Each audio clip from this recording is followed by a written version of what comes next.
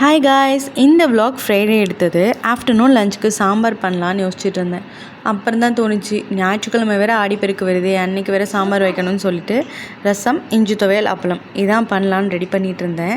நான் ரசத்தை எப்போவுமே ஃபஸ்ட்டு தக்காளி பச்சை மிளகாலாம் வேக வச்சுட்டு அதுக்கப்புறம் தான் மற்றதெல்லாம் மொத்தமாக சேர்த்து தாளித்து விடுவேன். இன்னமும் எனக்கு இந்த ரசம் பண்ணுறப்ப இருக்குது பெரிய டவுட்டு. சில பேர் சொல்லுவாங்க ரசத்தை நல்லா கொதிக்க வைக்கணும்னு சொல்லுவாங்க, சில பேர் ரசத்தை கொதிக்க வைக்கக்கூடாது, ஒரே ஒரு தடவை கொதி வந்தோடனே ஸ்டாப் பண்ணணும்னு சொல்லுவாங்க. சில பேர் ரசம் கொதிக்கும் போதே உப்பு போட்டுறணும்னு சொல்லுவாங்க. இல்லை இறக்குனதுக்கு அப்புறம் தான் உப்பு போடணும்னு சொல்லுவாங்க. நான் ஒரே ஒரு கொதி விட்டுட்டு இறக்கிட்டு தான் உப்பு போடுவேன்.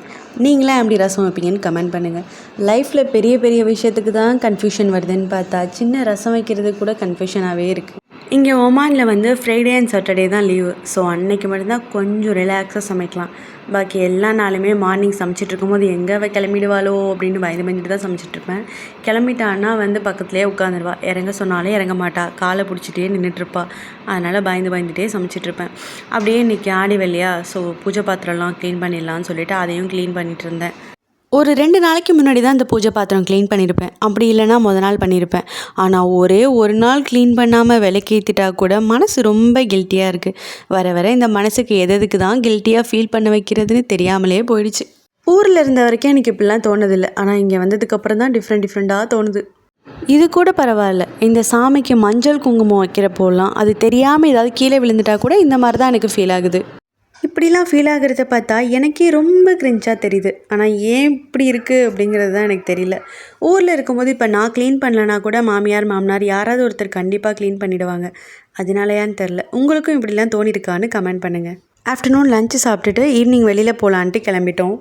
அமராத்தில் ஒரு வாதி அது கூடவே டக் பார்க்கும் இருக்குன்னு இங்கே பக்கத்தில் நெய்பர் போயிட்டு சொல்லிட்டு இருந்தாங்க. நீங்களும் பாப்பா அழைச்சிட்டு போயிட்டு வாங்க அப்படின்னு சொல்லிட்டு அதான் நாங்களும் கிளம்பிட்டோம். அமராத் போகிறப்ப இந்த மாதிரி பெண்ட் ஆகிற மாதிரி ஒரு ரோடு வரும். அது பாப்பாவுக்கு ரொம்ப பிடிக்கும். அதை பார்த்தா சிரிச்சிட்டே இருப்பாள். இந்த ரோடு பார்க்குறப்போ ஏதோ நம்ம ஊருக்குள்ளே போன மாதிரியே இருந்துச்சு எனக்கு. இதாங்க இங்கே உள்ள வாதி. நம்ம ஊரில் வாய்க்கால் இருக்கும் இல்லையா, அதே மாதிரி தான். வீக்கெண்டுங்கிறதுனால கொஞ்சம் க்ரௌடாக தான் இருந்தது. நான் நிற்கிற சைடு பெருசாக க்ரௌடு இல்லை, அதான் இந்த சைடு வந்தேன். அந்த சைடு க்ரௌடாக இருந்தது. இங்கே சின்ன குழந்தைங்க விளையாடுறதுக்குமே கொஞ்சம் ஆக்டிவிட்டீஸ் இருந்தது. நீங்கள் மஸ்கட்டில் இருக்கீங்கன்னா போய் ட்ரை பண்ணி பாருங்கள். அமராத்லேருந்து கோப்ரா போகலான்ட்டு கிளம்பிட்டோம். அங்கே மலை மேலே போகிற ரோடு சூப்பராக இருக்கும். அங்கேருந்து பார்த்தா ஃபுல் மஸ்கட் சிட்டியே தெரியும்.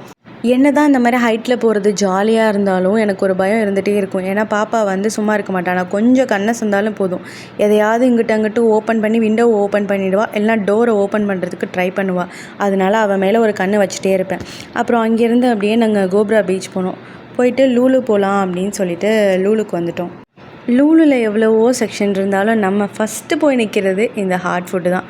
வாங்குகிறோமோ இல்லையோ போய் அதை பார்த்துட்டு நின்னாலே ஒரு ஹாப்பினஸ்ஸாக இருக்கும். அப்போதைக்கு என்னோடய ஹஸ்பண்டோட மைண்ட் வாய்ஸ் இப்படி தான் இருக்கும். வாக்கப்பட்டு வந்தவதா விருசம் பழம்னா வயிற்றுல போகிறதும் வாழைப்பழமாக இருக்குது. ஹாட் ஃபுட், பேஸ்ட்ரி இது எல்லாமே பார்த்துட்டு மீன் இருக்க பக்கம் போனேன். எதுவும் ஃப்ரெஷ்ஷாக இருக்கா வாங்கலாமான்னு பார்த்தேன். ஒன்றும் செட் ஆகலை. ஸோ நெக்ஸ்ட் டே மார்னிங்கே வாங்கிக்கலாம் அப்படின்ட்டு ஓகே சிக்கன் மட்டனாவது வாங்கலான்னு பார்த்தா அதுவும் செட் ஆகாதுன்ட்டாங்க. சீ ஃபுட் தான் வேணும்னு சொல்லிட்டாங்க. அதனால் ஃபர்ஸ்ட் ஃப்ளோர் போயிட்டோம். அங்கே இந்த ஸ்டேஷ்னரி ஐட்டம்ஸ்லாம் இருந்தது. அதெல்லாம் அப்படி இப்படி சுற்றி பார்த்துட்டு இருந்தேன்.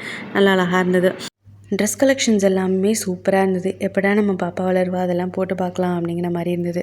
வீட்டுக்கு போகிறதுக்கு முன்னாடியே ஒரு வேஃபல் ஷாப் போயிட்டு சாப்பிட்டுட்டு அதுக்கப்புறம் தான் வீட்டுக்கு போனோம். பாய்.